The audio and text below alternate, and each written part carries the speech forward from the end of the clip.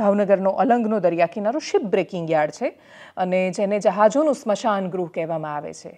એક સમય હતો કે અલંગની જબરદસ્ત જાહો જલાલી હતી. એ એવું સ્થળ છે કે જ્યાં જહાજો પોતાના મૃત્યુ માટે આવે છે.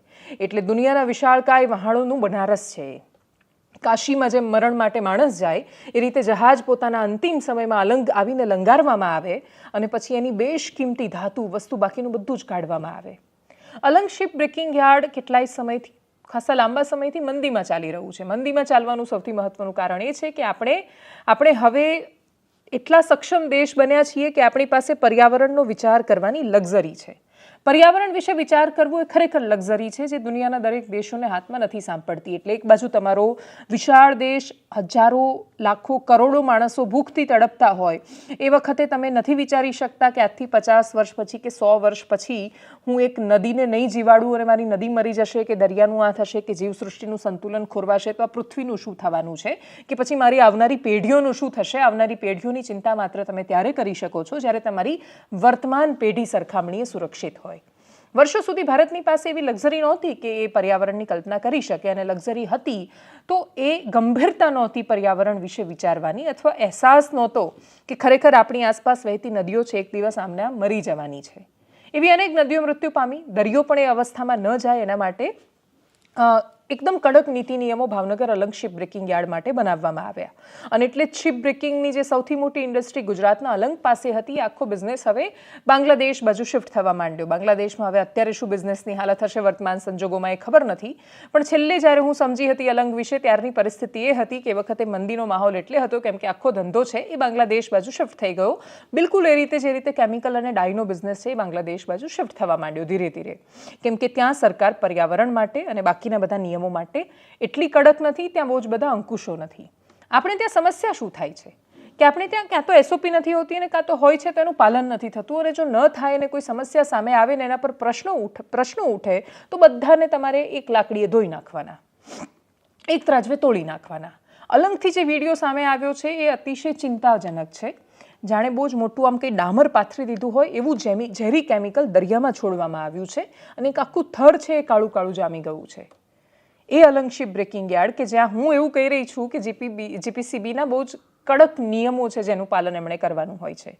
એ કડક નિયમોના પાલનની દુહાઈ આપીને કેટલાય લોકોના ધંધા રોજગાર બંધ થઈ ગયા છે.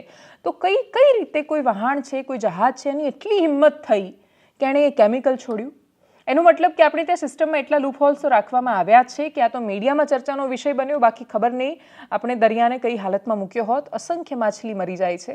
આખી જીવ સૃષ્ટિ છે એમાં દરેક જીવનું મહત્વ છે. આખી એક ફૂડ ચેઇન છે, સાયકલ ગોઠવાયેલી છે.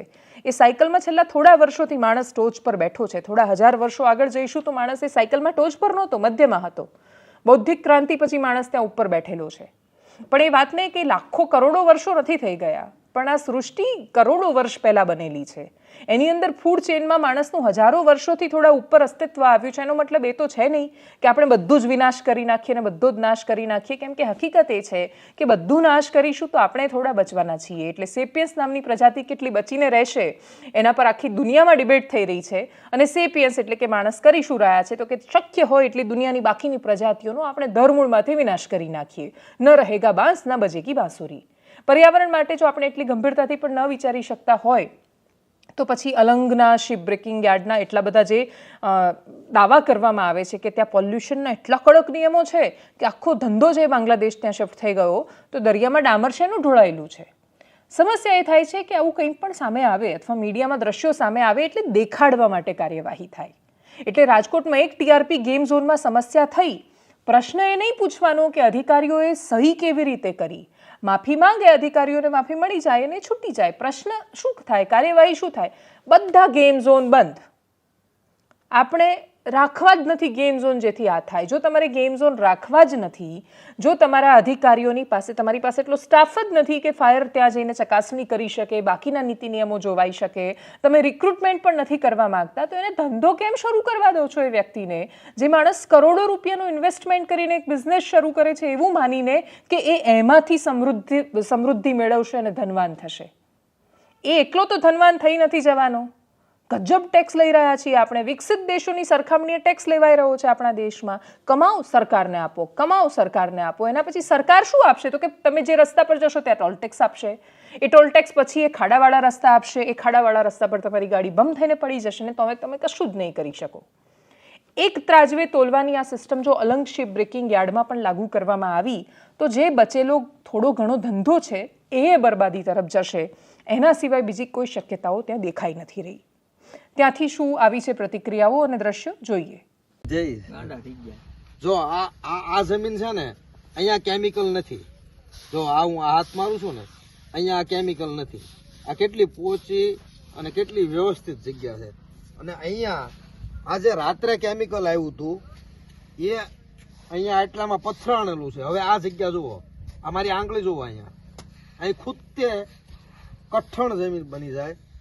આ એટલી હદ સુધી આ દરિયાઈ વિસ્તારને નુકસાન કરે છે, અહીંના લોકોને નુકસાન કરે છે, જીવ સૃષ્ટિને કે દરિયાઈ જીવાતોને નુકસાન કરે છે. પથ્થરો એનો પથ્થરો બની જાય, આવા પથ્થરો બને આ કેમિકલના.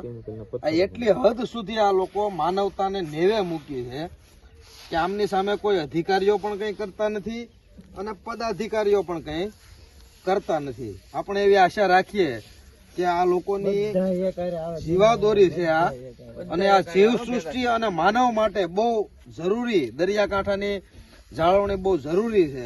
તો આપણે એવી આશા રાખીએ કે આમની સામે જે જવાબદાર વ્યક્તિઓ છે, જે જવાબદાર કરતાંય બે જવાબદાર વધારે છે, એવા વ્યક્તિઓની સામે કાયદેસરની કાર્યવાહી થાય એવી આશા રાખીએ આપણે. અને આ એટલી હદ સુધી આમાં આ દરિયાઈ પ્રકૃતિને નુકસાન કરવા માટેનું કામ છે આ બધું. આ લોકો બધા જેટલા આવ્યા છે અહીંયા, બધા જ માછીમારો ભાઈઓને આ બહુ મોટું અને આ એક માનવ સર્જિત હોનારત ઊભી થાય એવી પરિસ્થિતિ છે. દરિયાકાંઠે સરતાન પર બંદરે આટલું બધું કેમિકલ અલંગથી જ આ ફેલાવવામાં આવેલું છે. એમનો અગાઉ એક વિડીયો પણ આપ્યો છે. મામલતદાર સાહેબને, પ્રાંત સાહેબને પણ આમની માહિતી આપવામાં આવી છે, પણ અત્યારે કોઈ આવી શક્યા નથી, અથવા તો નથી આવ્યા એમ ગણો તો પણ સવારે એ લોકો આવશે એવી વાત છે. કોઈ કહે છે અમે અધિકારીઓને મોકલીશું, અને આવું અવારનવાર અહીંયા થાય છે. અહીંયા માછીમારી ભાઈઓને બહુ મોટી સંખ્યામાં પક્ષીઓ અને માછલાઓ મરી ગયા છે. એમના વિડીયો અને ફોટોગ્રાફ્સ પણ છે. અને સવારે કદાચ આ અંધારાના હિસાબે અત્યારે ન લઈ શકાય. આ માછીમારો ભાઈઓ અહીંયા ઉપસ્થિત છે, અહીંયા એમના રહેણાંક વિસ્તારવાળા છે, એ બધા જ લોકોની આ એક બહુ મોટી ફરિયાદ છે. આપણે એવી આશા રાખીએ કે જે જવાબદાર અધિકારીઓ છે એ આ માનવ જાતિની સાથે જે છેડા કરી રહ્યા છે એ લોકોની સામે કાયદેસરની કાર્યવાહી કરે અને એમને જેલ હવાલે કરે એવી આશા રાખીએ છીએ. કેમિકલ વાળી આ જો આ મચ્છી જો, આ જે મચ્છી છે આ કેમિકલ થી તરફડી રહી છે. જો આ મરી ગયું. જો એક ફોટો છે આમાં પક્ષીનો. શું આ કઈ હદ સુધીની માનસિકતાથી આ લોકો જીવી રહ્યા છે. અપેક્ષા રાખીએ કે પર્યાવરણનો મુદ્દો એ માત્ર મીડિયામાં ચમકવા માટે નહીં, માનવ અસ્તિત્વ માટે આપણે ખૂબ ગંભીરતાથી વિચારીએ. આપણે એ અવસ્થામાં તો છીએ, એટલીસ્ટ એ માણસો વિચારે કે જેની પાસે પર્યાવરણનો વિચાર કરવાની લક્ઝરી છે. આપણે પેલા પાણીના પાઉચ બંધ કરાવી શકીએ છીએ, પણ એમેઝોનની પ્લાસ્ટિકની થેલીઓ બંધ નથી કરાવી શકતા, અથવા એનું કોઈ ઓપ્શન નથી વિચારી શકતા. એટલે 1 રૂપિયા કે 2 રૂપિયા જે વિશાળ પાયે પ્રદૂષણ થાય છે એને બંધ કરવું જરૂરી જ છે. પણ એ નાની નાની જે પડીકીઓ છે, એ જે રસ્તા પર ફેંકાઈ રહી છે, એ ખાઈને જે થૂંકાઈ રહ્યું છે, એ બધા પર સરકારી નીતિ નિયમો સાથે કોઈ ગંભીરતાથી કાર્યવાહી નથી થઈ રહી. જવાબદારી બંનેની બને છે. નાગરિકે પણ પોતાની અંદરનું સત્વ અને તત્વ ટકાવીને રાખવું પડશે, અને નાગરિકની અંદર જો એ સત્વ અને તત્વ ન હોય તો પછી સરકાર પાસે હશે એ અપેક્ષા રાખવી વ્યર્થ છે. એનાલિસિસમાં અત્યારે બસ આટલું જ. જો આપ અમને યુટ્યુબ પર જોઈ રહ્યા છો તો સબસ્ક્રાઇબ કરો, ફેસબુક પર જોઈ રહ્યા છો તો ફોલો કરો, અમારા વિડીયોને શેર કરો, અને સૌથી મહત્વની વાત, આ દેશ આપણા સૌનો છે. દરિયામાં જોઈ રહેલું પ્રદૂષણ આપણે જોઈને આપણને એવું થાય છે કે હાય શું થઈ રહ્યું છે, તો રસ્તા પર આપણા ફેંકાયેલા પ્લાસ્ટિકથી પણ તો થવાની છે સમસ્યાઓ. આપણે આપણાથી શરૂઆત કરીએ. જીપીસીબી છે એનું કામ કરશે. આપણે રસ્તા પર કચરો ફેંકવાનું બંધ કરીએ. નમસ્કાર.